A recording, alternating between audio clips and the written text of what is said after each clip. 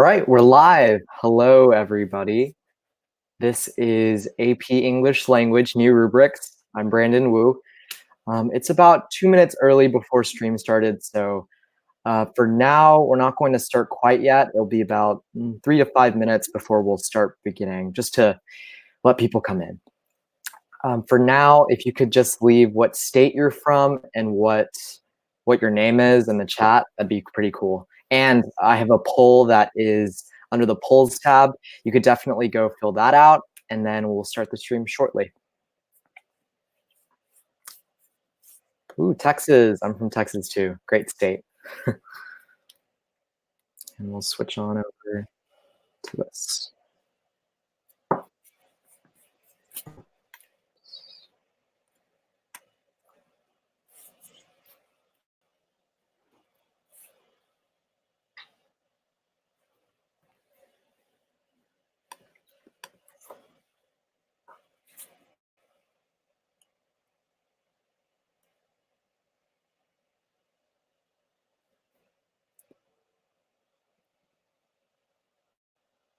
And I want to say welcome to everyone who came from Kevin's stream yesterday.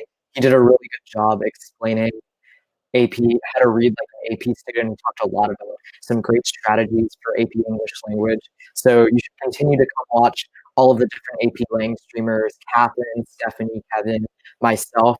We're all going to be talking about a bunch of different AP Lang subjects. So you're going to get a variety of perspectives, and there's going to be a lot of discussion about a bunch of different topics as we start the school year and as we go through the school year. And once again, I'll be starting in the next 2 or 3 minutes or so, just to let some people come in. And also, while you wait, please feel free to comment what state you're from, your name, and also vote in the poll that is over here, asking whether or not you're an AP Lang student or teacher, because this stream is really adaptable for both. If you're a teacher, and I'm assuming you've already gone to multiple AP trainings, this will just give you more information about what the rubrics are. And also for all of you AP English language students out there, this will be immensely beneficial if you are about to go into AP Lang, or if you're currently in AP English language. I'm going to be talking about the specific rubrics for all 3 of the free response essays.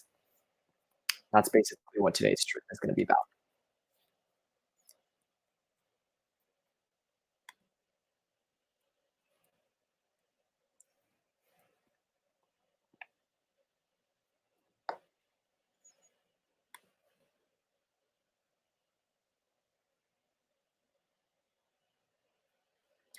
Okay, I think we can get started.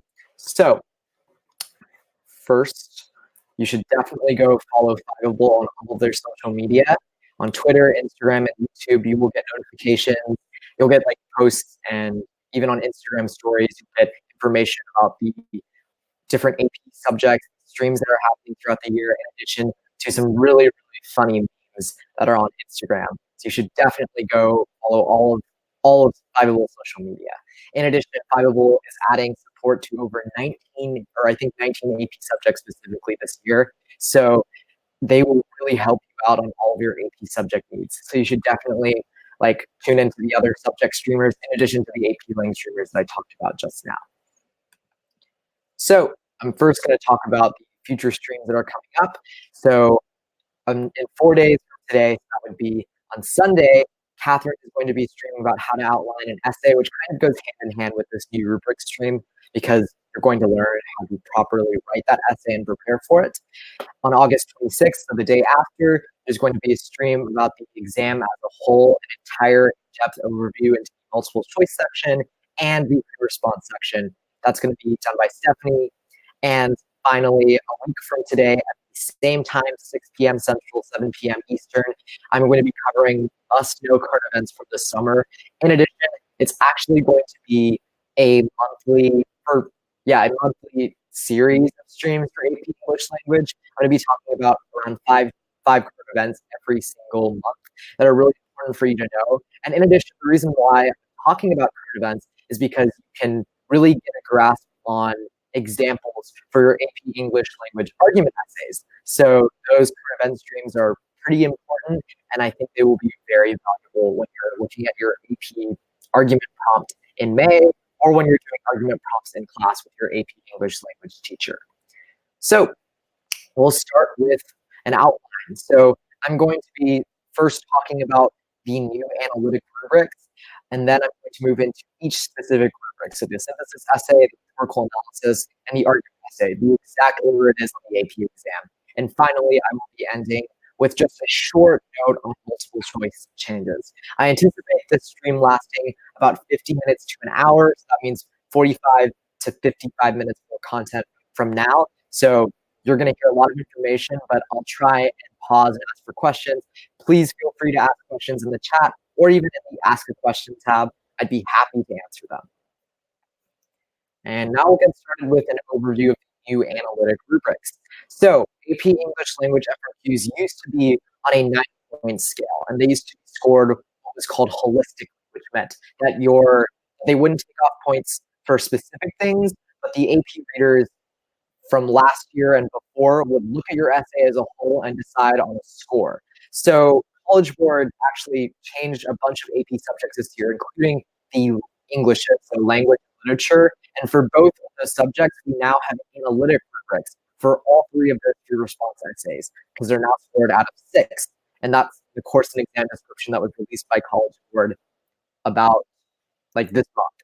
So how it works is we call 1-4-1. I'm pretty sure your AP teachers are really going to emphasize it, because that's really all you need for the 3 essays. Just to remember 1-4-1. 1 point for the thesis, up to 4 points for evidence and commentary, and 1 point for what is called sophistication. I'm going to dive into what each category means when we get into every specific essay, but the rubrics are generally really consistent, especially for thesis and sophistication, but they're really slightly different for every single essay. So what that means is that for every one of those, every single essay that you write, either argument, rhetorical analysis, and synthesis, it's always going to be 1-4-1. It's always going to be thesis, evidence, and commentary, sophistication. So it's really uniform, I'd say. So let's start with a synthesis essay. I have an example of a rubric here. It's that television has been influential in U.S. presidential elections, and a synthesis essay is really given 6 or 7 sources, synthesize those 3 sources for support, and take a position that defends, challenges, or qualifies. So once again, it's 1-4-1. You get 1 point for the thesis that responds to the prompt, up to 4 points for evidence and commentary, which includes evidence from 3 or more sources that are relevant to the thesis, well-developed commentary that explicitly and consistently explains the relationship between the evidence and thesis, and 1 point for sophistication. And there are 5 categories. As long as you satisfy one of those 5 categories, you'll get that point. And throughout this stream, I'm going to be really emphasizing evidence and commentary, because it makes up 2/3 of every single one of your essays. And remember, the free response section makes up 55% of your AP score. So knowing this 1-4-1 and getting all 4 points on evidence and commentary, in my opinion, is probably the most important part of writing all 3 of these essays. Making sure that you have that proper evidence and making sure you have a really solid commentary.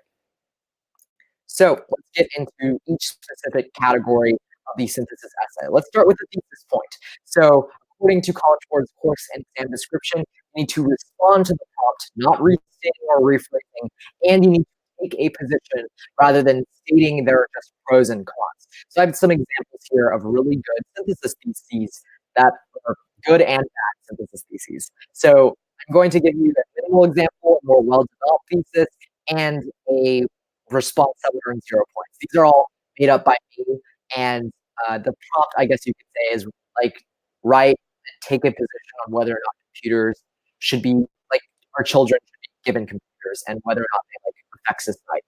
So a minimal thesis that would give you this point would simply be taking a position. Computers benefit and they develop society in the long run. That would perfectly satisfy all Board's rubric, because you are responding to the prompt and you're taking a position. You're saying that they benefit, develop society. Now, a more developed thesis would be the second one that's in that second bullet point. Computers serve important roles in our society. They spur innovation, and computers power the global economy.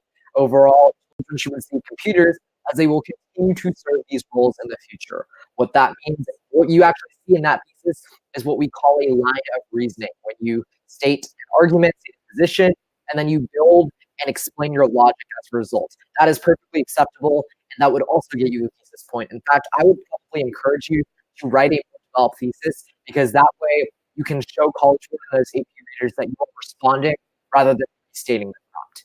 Now, an example of a thesis that would not get any points is computers are places that spark innovation, which is crazy to think there might be an end to them. That is not a thesis that would get you any points, because you're not taking a position. You're kind of going either or. You're saying, oh, computers are the places that spark innovation, but there might be an end to them, which is crazy.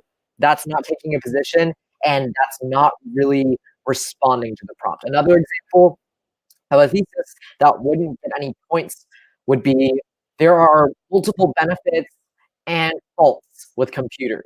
That would not be taking a position, and you're not really responding to the prompt in it. And like restating and responding is a really big difference that you really need to be hitting on when you're writing a thesis. So you want to make sure you're not writing something that says like, computers are very valuable. It's just, like, you don't want to be restating like, oh, computers affect society greatly. You're not taking a position. You need to be making sure that you're asserting your opinion, and you need to be doing it very directly. Once again, that means like you're not saying, I think computers benefit and develop society, or I think computers serve important roles. You don't need to like put it in first person, just say it. Say that computers benefit and develop society, as shown in the minimal thesis. So now we'll move into synthesis, evidence, and commentary. So once again, I'm really going to be spending a lot of time on evidence and commentary for every single one of the free response essays, because they're pretty important. Once again, it makes up 2/3 every single one of your essays, and that means, like, given that 55% of your score comes from this, like, comes from the free response section, it's really important that you get like all of the points possible, and that really hinges on evidence and commentary. So for the synthesis essay, you need to provide commentary that engages specific details from sources and integrates evidence from sources throughout to support reasoning. It also can't have any grammatical or mechanical errors.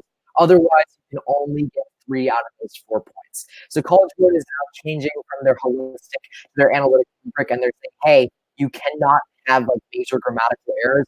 Otherwise, you're not properly like commentating. And that's like a shift from the past, because when we had that holistic rubric in the past, they wouldn't take points off specifically if you had any grammatical mistakes. So what synthesis, evidence, and commentary means is that you're integrating source information and you're providing analysis. For instance, I made up a source here and said that Bob Jones of NBC furthers in 2019 that computers help increase efficiency in our global economy. Therefore, children need to learn computer skills to keep up with our developing economy. And I would argue that that shows that specific evidence and commentary that College Board wants, where you're providing commentary that engages specific details from sources, and you're integrating that evidence throughout. And also, I forgot to mention, you need to be making sure that you're like putting in parentheses at the end, source A, source B, source C, source D, and that shows College Board that you're using synthesis sources. And honestly, like, we're going to get into synthesis more at the end of the first semester and the start of the second semester. So you're going to get more detailed information about writing the intro paragraphs, the body paragraphs, the conclusion paragraphs of every single one of the essays. And also, I really encourage you to get Fiveable Plus, because if you want any specific questions and want to rewatch these streams that I'm telling you about now, you can actually access replays and additional resources through a Fiveable Plus membership. It's just $5 a month, and it's so important because you get to hear a variety of different perspectives from all the AP Lang streamers, and you get to watch them even if you miss a stream. So a 0-point synthesis, evidence, and commentary would be something like, I think that computers are important because I use them every day, or not citing one of the synthesis sources. That would not count as evidence and commentary. And I think in addition, it's really important that you focus on both aspects of evidence and commentary. So not only do you integrate evidence from sources to support your reasoning, so not only are you mentioning source A, B, C, D, and E, you're also providing commentary. So that means you're like, you can't just be stating facts, facts, facts, facts. I think that would only garner you 1 or 2 points, because what College Board really cares about is that you're expressing your voice on this argument. And I think it's on the synthesis essay specifically, it's really difficult to express your voice and show your voice. And you can do that when you provide commentary that engages details from your sources. And that means that you are providing your own analysis. Summary is death. And I'm going to repeat that over and over throughout all of my streams, whether I'm talking about the rhetorical analysis, the argument essay, or the synthesis essay. You never want to simply be summarizing. What you want instead is to be analyzing, commentating, giving your opinion. And you can especially do that on the synthesis essay because these sources and the stimulus that they give you, that's those sources that they give you at the start of the AP packet, those will directly help you. They'll guide you and provide you analysis to support your thesis. So finally, we'll go into the last category of all of the essays, and specifically the synthesis essay, sophistication. And sophistication is new to AP, and we've actually seen them on the history AP. So on world history, US history, and even European history, they've had what's called like historical thinking, I believe, and that usually you get by like providing another category of analysis or having like we've always the contextualization point in those history APs. So in AP Lang and even AP Lit this year, we're seeing a new category that you can get points for called sophistication. And there are 5 ways that you can earn this point. And what's really important is that you're not just using it as a phrase, you're making it and internalizing it as a part of your argument. So 5 specific categories for the sophistication point are mentioning the context of the argument, time period, and analyzing its implications. So really the contextualization point on WAP, APUSH, and Euro, but really you're integrating it as a part of your argument. You're showing how the context of the argument of your synthesis essay and the implications are like really impactful. You could also write a thesis that demonstrates nuanced consideration of text evidence and improving it in your essay. What that means is that in your thesis, you are talking about important text evidence that needs to be considered, and you're also like exemplifying that evidence and linking back to your prompt throughout the essay. I think the easiest way to get the sophistication point is this third category. It's conceding, rebutting, and or refuting other arguments that are related to your thesis. I think a lot of your AP English language teachers have already like told you for synthesis and for argument that you should be providing a concession and giving a rebuttal or even like showing a counter argument. So like conceding something, like saying, oh, this counter argument has some validity, but I would argue, or like, but like responding to that, that could give you sophistication point. Get you a sophistication point. You could also use rhetorical devices or make specific rhetorical choices that strengthen your argument. What that means is you're basically making your AP English language synthesis essay very, very like rhetorical. It's almost as if you're like writing an article that someone would do a rhetorical analysis for. So that means that you are, like for instance, using a metaphor or using antithesis or syntax or diction throughout your essay that actually makes your argument stronger and is like very explicit and clear. You could also use a vivid, persuasive, or convincing prose style to strengthen your argument. And what that means is that while you're writing, you're like trying to convince your AP reader or your audience. You're trying to be persuasive. You're using vivid imagery, diction. It kind of goes hand in hand with the rhetorical devices. And I think what's a little bit hard for those last two, the rhetorical devices, the vivid, persuasive, convincing prose style, is that there is there's like sort of a gray area between what is vivid, persuasive, and what isn't. So I would honestly stick to those like concessions, rebuttals, and reputations, like providing arguments, because I think those are very easy to make explicit and show your reader that you can write this sophisticated. That's probably not, but like write with sophistication. That's how you get that sophistication point. So you want to be very explicit with that. Okay, now we'll move into the rhetorical analysis.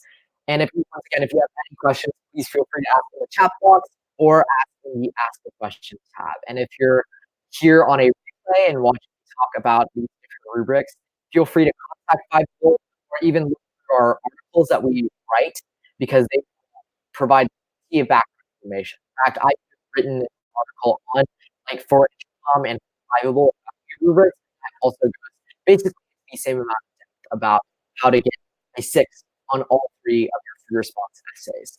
So let's get into what a rhetorical analysis essay is and the rubric. So in a rhetorical analysis, you're going to be analyzing how the rhetorical choices of the author contributed to the purpose and meaning of the text. What that means is you're going to look at an author's article or a specific excerpt, and you're going to find rhetorical devices, and you're going to show how the author used those devices to make their argument more convincing or cause their audience to do something. So make them take action, for instance. Once again, it's 1 for 1 for the rhetorical analysis. What that means is you'll get 1 point for the thesis that articulates the rhetorical choices the writer made, up to 4 points for evidence and commentary. That means you're providing references to text. That means direct quotes or paraphrases. You're providing well-developed explicit commentary that explains the relationship between your evidence and thesis. And once again, 1 point for sophistication. And just like I said earlier, sophistication can be attained through a variety of categories. For the rhetorical analysis, there's 6 categories to get that point. So let's go section by section of the rhetorical analysis rubric and kind of break it down. So let's start with the thesis. So what College Group says, and what I've sort of paraphrased, is that you have to respond to the prompt with what is called a defensible thesis that analyzes the writer's rhetorical choices. And remember, a rhetorical analysis is the second word. It's an analysis. It's not a summary. It's not an argument essay. You're not agreeing or disagreeing with what the author said.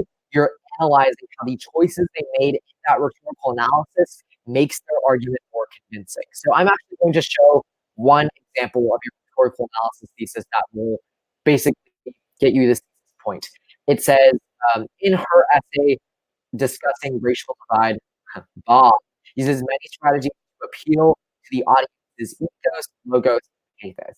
That is perfectly acceptable thesis. And once again, you could go more in depth. You could say that in Bob's essay, he or she specifically tries to convince the audience that we should be working to stop racial divide through rhetorical devices such as antithesis, such as metaphors and ethos, logos, and pathos, or an appeal to emotion, an appeal to logic, and an appeal to authority. That's a more developed thesis, and you could also use that. I'm actually going to really show 2 examples of 0-point theses, because I think it's sometimes students, when they write rhetorical analysis, they struggle with how you can specifically write that thesis. So one example is, in his speech to the board, Bob uses several rhetorical devices to convey his point. It's not defensible, and it's not analysis. You're not providing examples of their thesis. You're not talking about their argument. And that's why this is a 0-point thesis, because you're not going extra mile and talking about what kind of rhetorical devices they use and how they analyze, how they specifically, how they prove the rhetorical devices actually led to them convincing the audience. Another 0-point thesis would be, Bob makes a sophisticated speech to encourage his audience when he says speech of the income, when he talks in the speech of the income gap between the rich and poor. That's not a defensible thesis, and you're not analyzing rhetorical choices. That's what College Group really wants you to do. They want you to exemplify specific examples of rhetorical choices that the author uses. Also, you're trying to make it defensible. So that means you're providing a snippet of their argument, and then showing how those rhetorical devices and the rhetorical choices are specifically into their audience feeling more convinced. That's what the rhetorical analysis is. That's how you get to this point. We'll move on to the commentary. I'm going to spend a bit more time on. So you need, again, there's points maximum on the rhetorical analysis. That makes it very, very important, because it means you're providing it's 2/3 of your rhetorical analysis score. And if you only get 2 points, for instance, on the section, you're not, you're at max 4 out of 6 points. And you really want to be for 5 or 6 out of 6 on all 3 of these essays. In fact, I would argue you should be shooting for perfection. 6 out of 6 is perfectly attainable for all 3 of these essays. And with Fiveable this year, I'm going to really see how we can make that happen. So let's start off with evidence. You need to be making sure you're integrating evidence to support your analysis, and that evidence means that you are citing text evidence and you're paraphrasing the author's words. You also need to be providing commentary that uses text details, that draws conclusions about rhetorical choices. And once again, if you have grammatical errors, then you can only get 3 points maximum out of 4 for evidence and commentary. So on the rhetorical analysis, I would really encourage you to integrate your text quotes rather than simply doing a hanging. So, for instance, on this first bullet point for evidence and commentary, you could say, adversity, Obama passionately appeals to the audience's emotion and asserts that they prove the power of this use of pathos makes Obama's more persuasive because in that second sentence, like this is like a perfect example of evidence and commentary. First sentence, you're citing specific evidence in the author's article. You're saying, oh, it appeals to audiences what? He exemplifies metaphor or antithesis, and then you get a text quote that you try to embed in your sentence. We're actually have in, I think, November or December, I'm not sure yet, but the school year, we're actually going to have a dedicated stream embedding quotes because honestly, it makes your prose style more convincing, and it's going to look better to those AP readers, and it's going to show that you know how to use evidence effectively. And 0 evidence and commentary would be saying something like, I think that Obama's presidency was good or bad, and shows that this is true. This is an example of what not to do on your rhetorical analysis, because what you're doing is you're not analyzing rhetorical choices in that specific article. Instead, what you're doing is you're commenting on the validity of their argument. That's not what you're doing in rhetorical analysis, and I think it's a big mistake that a lot of AP Lang students like come in and they do on their rhetorical analysis. Because honestly, in 10th grade or English 1 and English 2, like you're not doing a lot of like you're not analyzing nonfiction pieces, and you're not like talking about rhetorical choices. So you come into playing as an AP Lang student, that's a shift that you're going to make when you're writing this second essay of the AP exam. So make sure, like for evidence commentary, rhetorical analysis, making sure that first are citing evidence in the author's article or excerpt, and then going the next mile and analyzing and proving how that piece of text makes their argument more convincing is really important. And what I learned from my AP Lang teacher, and what I try and tell like anyone who's like an AP Lang student, is that what you need to be doing in a rhetorical analysis is 2 things. First, like providing the reason why the author used rhetorical device. So, like Obama used pathos, Obama uses pathos because and then explaining how that rhetorical device actually makes their argument more convincing. So it's 2 things. First, I'm just going to repeat it again in kind of order.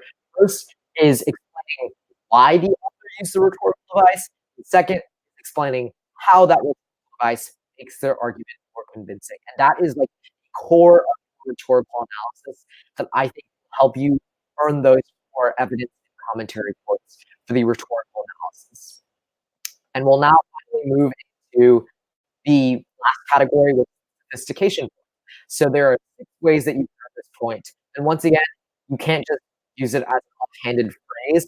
You have to make sure that you're incorporating it and internalizing it in your rhetorical analysis, like throughout the essay. And you're not just like, once again, like just like briefly talking about it for maybe a second or a few words. So I'll go through each category specifically and how you can get the point. So the first way is that your right demonstrates nuanced consideration of text evidence and proving it. So again, you can cite specific examples that the author uses in the thesis.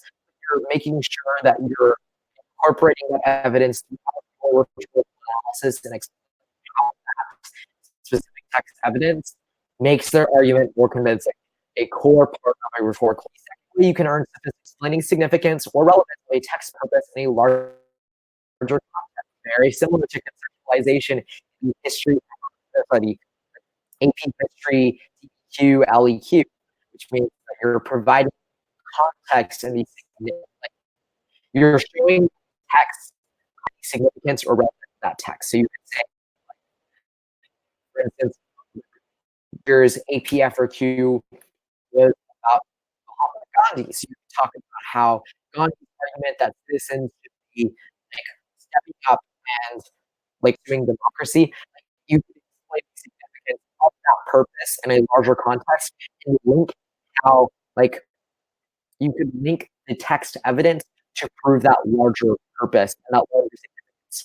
The third way you could earn the sophistication point is, once again, conceding, rebutting, and or refuting other arguments. So what this means is that you could go through and you could say, oh, some may argue that this author's use of metaphor is ineffective and it actually weakens the essay. And you go and respond to that. That would help you earn sophistication.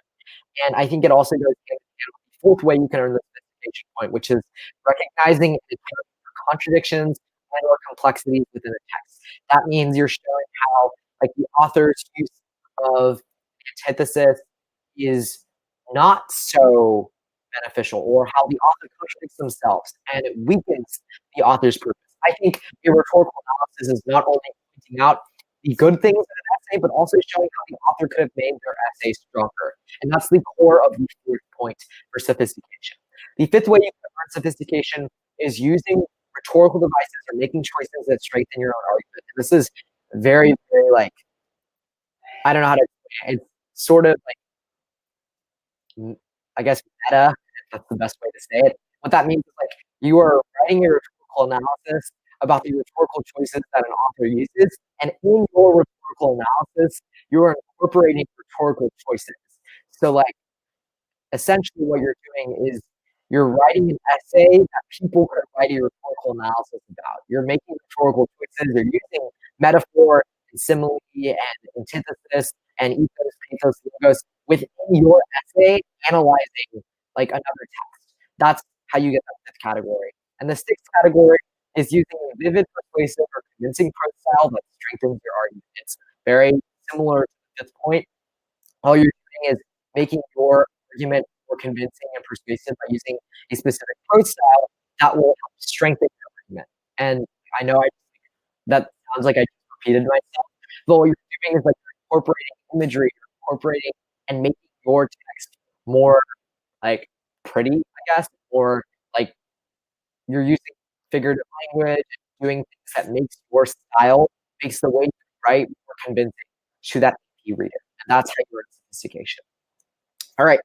And finally, we move into the last essay, which is the argument essay. And we have about, like, 18 to 28, like, this is gonna last like 20 to 30 minutes left. And I just wanted to, like, make a note about the timing. You have a very limited time span on the argument essay, like, sorry, on all three of your essays, because it's not like world history or US history where, like, you have time to write SAQs, time to write you have, like, reading from ETBQ sources. In AP Lang, all they do is they start the timer, and for my AP Lang test, they told us when 10 minutes was left. And that was, like, pretty, it was a time crunch. And what happened was that people spent a lot of time on their synthesis essay where you have to, like, do source analysis, very similar to English and world history. And then you have to write that rhetorical analysis. You have to go through and put the entire, like, article and look at rhetorical devices. And then, like that person called 10 minutes left, and they weren't done with the rhetorical analysis. They were, like, 2/3 of the way through. So they had to, like, speed up and then try and brainstorm and write their argument essay really, really quickly, and kind of ran out of time. And that's, like, one of the biggest hurdles to overcome in AP Lang. But once again, if you tune into our Fiveable streams throughout the year, in fact, when we get into the three essays, we talk about, like, the exam overview even a few days from today. Like, Stephanie Kirk is going to be talking about these new rubrics and the exam overview as a whole, and how you can best time manage. So when you tune into Fiveable streams, we're definitely going to help you out with all different aspects of AP. So I'll talk about the argument essay now. So the point of this argument essay is that you're writing an essay where you explain your reasoning and create an argument. It's very similar to a synthesis essay. Typically, teachers will either, like, they will teach the argument essay and then teach the synthesis essay, or they'll do vice versa, because they're very, very similar. It's the 1-for-1 is virtually exactly the same. There's the same 5 categories to sophistication. Your thesis has to respond to them, and your 4 points of evidence and commentary are very similar, minus the source analysis. So we'll go into the category in depth and talk about how you can earn 1 point, 4 points, and 1 point. on every single element of the argument essay rubric. So first is the thesis. Very first, the argument essay, or sorry, the synthesis essay. You have to respond to the prompt. You're not restating or rephrasing, and you're taking a position rather than stating that there are just pros and cons. So I use computers this time around, or sorry, I did computers once again, and just show how you can get that thesis point. So once again, the whole the most simplified thesis you can provide is computers benefit and develop society in the long run. That states a position and it responds to the prompt. So it gets you the 1 point. You can also talk about how computers serve important roles in our society. For innovation, computers power the global economy. Overall, children should receive computers as they will continue to serve these roles in the future. That is what we call a line of reasoning, as I mentioned earlier. And what that means is that you are taking an argument, you are explaining specific sub-claims, and you're kind of doing what I call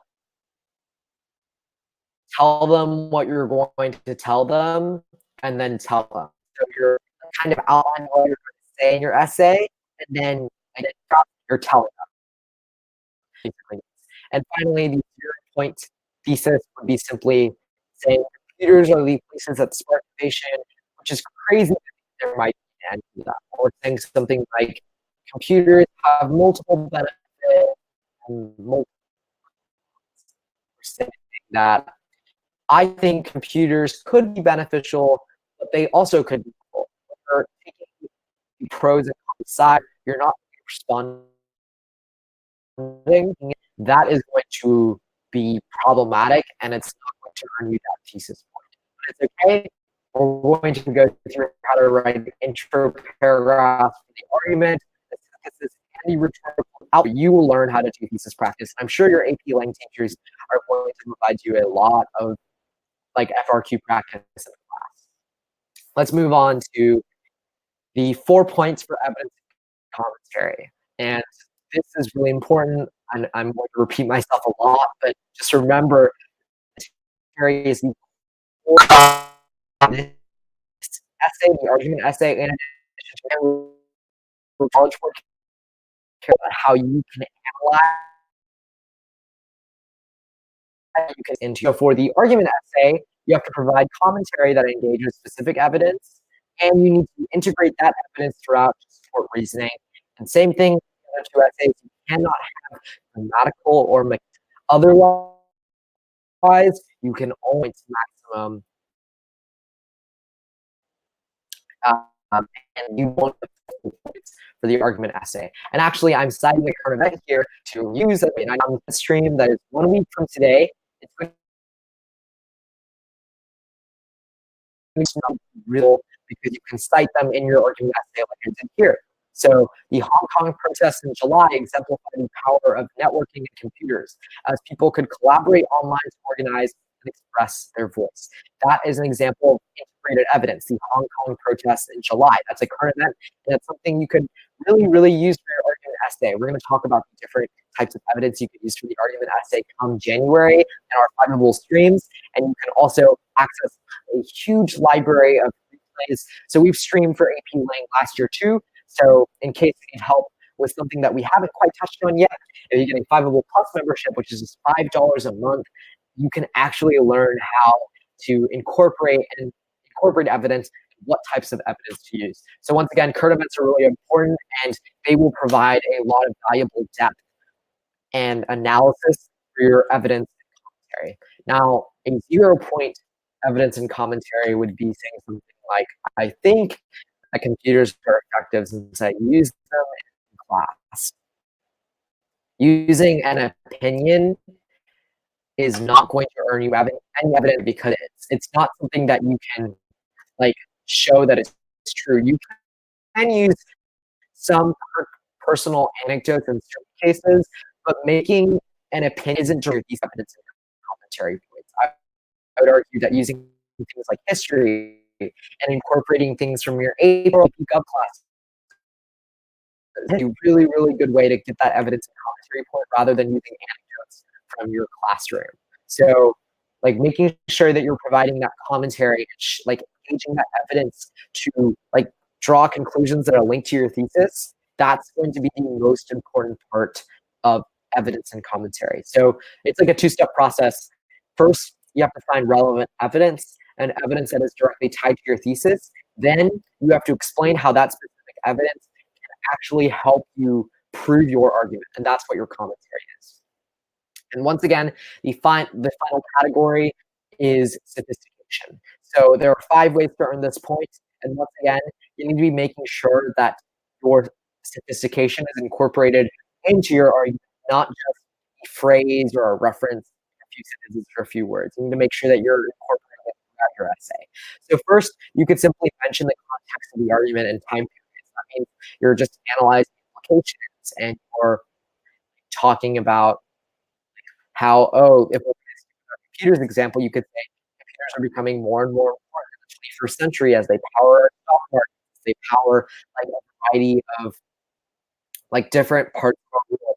Automation is going to become the future. Mentioning the context of that argument and then talking about your thesis and continually linking back to that greater context, that could get you the sophistication point. And once again, it's just like contextualization on AP World and on AP US History. The second category for sophistication is writing a thesis that demonstrates nuanced consideration of text evidence and then proving it in the essay. That means that you're citing evidence in your thesis, sort of, and you're like mentioning it, and you're saying, oh, it's really like, you could say like current events in this country are demonstrating the increasing importance of computers. And then you can go into your body paragraphs and talk about like how that evidence, and like you could use your commentary to prove that evidence shows your thesis. It's kind of complicated, but it's what you should be doing in an argument essay. The third way you get the sophistication point is conceding, rebutting, and/or refuting other arguments that are related to your thesis. And once again, is probably, in my opinion, the best way that you could earn the sophistication point because it's very, very simple. You could write multiple body paragraphs about you could write a body paragraph like at the end of your 3 body paragraphs, or like your body paragraphs to talk about how while the other argument may say this and this, like you can respond to that argument. You could say their argument is not valid because, or you could concede throughout each of your body paragraphs and say the other side may like contend that computers hurt our children's eyes and they make them more attached, like less attached to people and human interactions. However, say something like create some analysis that proves that point wrong. And I think it's very easy to make explicit, and it's very easy to get that sophistication point. The fourth way that you can get this point is using rhetorical devices for making choices that strengthen your own argument. And once again, that means that you're using literary devices like antithesis, metaphor, even ethos, logos, citing like an appeal to authority or appealing to emotion. Those make your argument more convincing. They strengthen your argument. And remember, the whole purpose of an argument essay is to present an argument that is convincing. So like when you use those rhetorical devices, they will strengthen your essay. The final way you can get this sophistication point is by using a vivid, persuasive, or convincing prose style that strengthens your own. What that means is that you are making your argument essay very persuasive, very convincing, and you're trying to use diction, syntax, or imagery that can make your style of writing more convincing to them, that make your argument stronger. So that is like that last way. Before we get into multiple choice, I just wanted to briefly recap in case you happen, in case you're jumping into the replay to this point. What we're talking about here is the 1-4-1, and that's the core of all 3 English language rubrics. It means that you can get 1 point for the thesis, 4 points for evidence and commentary, and 4 points for sophistication. And what that means is every single one of your AP language essays, you're going to be graded on a 1-4-1 analytic rubric. So making sure that you're spending time writing an effective thesis, making sure that you're really working on the bulk of that evidence and commentary, that will be extremely important for the AP, for your AP English language exam. And finally, making sure that you satisfy sophistication. And I've gone through a lot, like over 17 slides of content. So if you happen to jump in late, or if you're watching this, like if you're watching this on a replay, feel free to like skip ahead if you already know some information, or if you need specific help with one rubric, or need information on a specific essay. So finally, we'll move into multiple choice changes. So what this basically means is we have our like multiple choice section. I know that like this stream is technically just about rubrics, but I think it's pretty important to briefly touch on multiple choice because it makes up 45% of your score. I'm not going to go that into depth about the multiple choice today. Stephanie Kirk is going to go more like, she's going to provide like detailed analysis of every single category, just like rhetorical analysis questions, the composition questions, and her stream will be really, really good. So you should definitely tune in. And if you're actually on app.fiveable.me, if you're like logged into a Fiveable account, you can turn on notifications for AP English language, and like you can even download the Crowdcast app on your phone, and you'll get notifications when we're live and when AP Lang streams are happening. So to talk about multiple choice briefly, basically there are 45 questions in total, and it's really nice because there used to be 55 questions, 50 to 55 questions on the AP Lang exam. So now there are less questions that you have to do, 45, and you have an hour to do them. It's separated into two categories. The first is 23 to 25 rhetorical analysis questions. That means that like you are doing what you're going to do in the rhetorical analysis essay. Lines 11 through 20 can be used to support what claims about the writer's tone. The writer introduces a hypothetical scenario, primarily to A, B, C, and D, right? So you're going to be analyzing the prompt. You're going to basically show how rhetorical devices or how specific excerpts of the prompt can make their argument more convincing or show something about rhetorical devices. And questions that used to be on the AP test, such as vocabulary and context, like what does this word mean in line 27? Or identify the rhetorical device in line 17. Those kinds of questions are no longer in the AP test. So College Board has made the AP multiple choice a little bit easier, especially because they've added more composition questions. It's just revising and editing. It's going to be about 20 to 22 questions on your AP exam. So for instance, the writer wants to add a phrase at the beginning of sentence 2 to set up a comparison with the idea in sentence 1. Which of the following choices best accomplishes the goal? That is probably a question you'll see in the SAT writing section, and now they will appear on the AP Lang test. You could also use something like all of the following pieces of evidence help achieve this purpose, except, and then like look through that specific like cited area of that literary like excerpt, and then find the piece of evidence that doesn't achieve the purpose. Or which of the following sentences would both capture the audience's interest and provide the most effective introduction. So that would be like you would be looking at like which of these is the best sentence. So unlike the writing section of the SAT, you're not going to be seeing stuff like, oh, which is the right grammatical usage of lay versus lie, or like the right punctuation. Rather, you're going to be seeing more composition questions. So more questions that are asking you to make an author's argument stronger. So that means you're going to be doing like what you're going to be doing in your AP classes and learning about how to strengthen your writing, learning about grammar rules, learning about like developing really precise sentences. Those things that you learn in your AP Lang class will help you immensely on the AP exam on the multiple choice section, because you're going to be doing it for half of that multiple choice section composition. And finally, there are going to be 5 sets of shorter passages. In the past, there were 4 sets of passages and 50 to 55 questions on each. They've now cut it down, so there's 9 questions per passage, I believe, and you're going to be really emphasizing. You're going to be like reading shorter prompts and shorter excerpts, and that's really what there is to multiple choice. And once again, Stephanie Kirk will be streaming about this in just a few days. You should definitely go tune into her streams and go much more in depth, and she can provide some really, really good analysis about how you can score well on the multiple choice section. And finally, I'll go to my works cited. All this basically is like what I talked about and the resources I used throughout today's live. So you can look at College Board's course exam description and their updates for 2019 through 2020. Both of these links are accessible on the internet. You can look up like AP Lang changes for 2019, 2020, or AP Lang course exam description. In fact, I really encourage you to use these resources because, for instance, the course and exam description has information about, like, they have like questions and official rubrics the College Board uses to grade all of your essays. So like your AP readers in June are going to be looking at your sample essays with the same rubrics that are published on the internet. That's of course the exam description. You could also look at the updates for 2019 and 2020, all you teachers out there.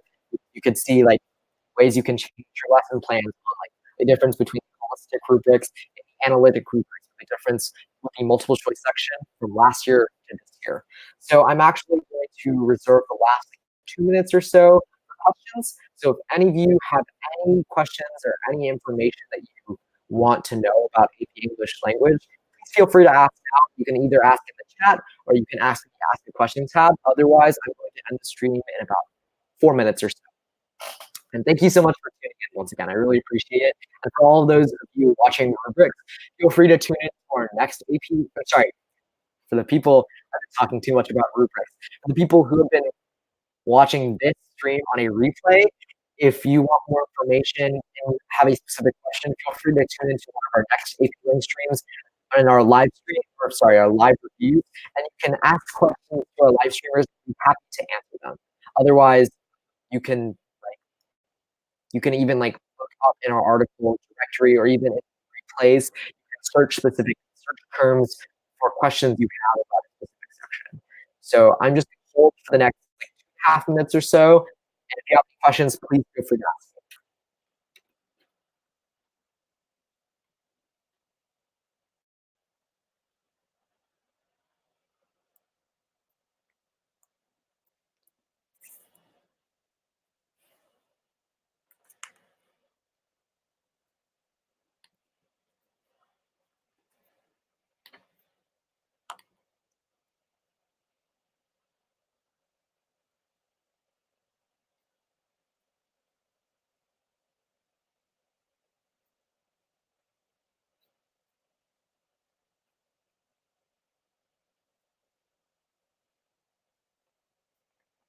Also, just to note, if you are wanting to get access to slides, like these slides that are seen here, or any extra resources or previous streams, once again, you have to have a Fiveable Plus membership, unfortunately, or not unfortunately. It's actually really beneficial because Fiveable Plus give you, like, even like we even have special streams the week of the AP exam that are only accessible for Fiveable Plus subscribers. So by paying that $5 a month and paying all the way to May, you're actually going to be saving money. And like instead of buying like for instance a prep book like from one of those major prep book companies, I think having these live reviews and direct student to student, teacher to student interaction, that will help you more than if you're just reading a literature textbook by yourself. I also encourage you to talk to your AP English language teacher. I'm sure they hold tutorial sessions or have like office hours. If you have any questions, like they know you're writing best. They read your AP argument essays, they read your practice essays and sections in class. So if you have any questions about you, you can ask them, and they will be immensely helpful for like personal feedback and stuff. But we're also going to be doing live essay reviews, live prompts, and those will be really like special. We're going to be doing live grading here at Fiveable. So like our AP language department is really strong. We have like really great teacher and student streamers, both for professional development, for teachers, for dedicated streams for every single free response and multiple choice section, and even the live grading sessions I mentioned earlier. Those will be really beneficial for you. And I will wait just an extra minute or so before I end the stream, just in case you have any kinds of questions.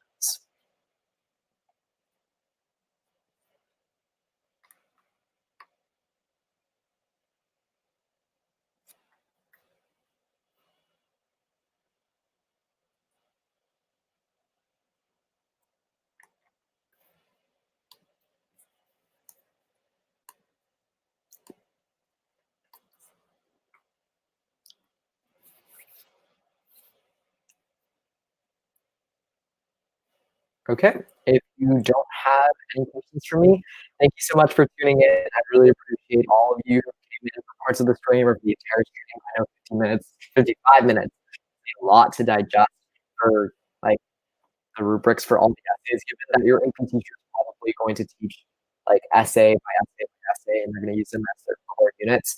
I'm so happy that you tuned in, and if you're watching the replay, thank you so much for sticking with me. And that's it for today. Thank you so much.